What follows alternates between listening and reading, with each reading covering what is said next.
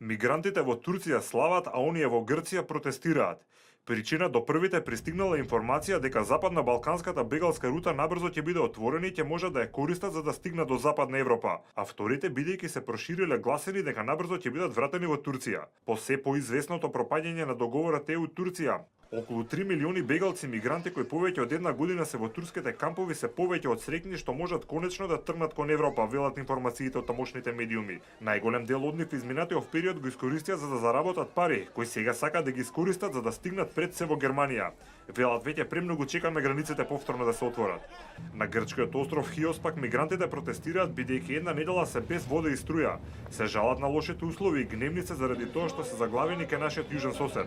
На островот Лесбос последните 24 часа пристигнале 164 нови бегалци мигранти. Интересно е тоа што најголем број од нив доаѓаат од Африка.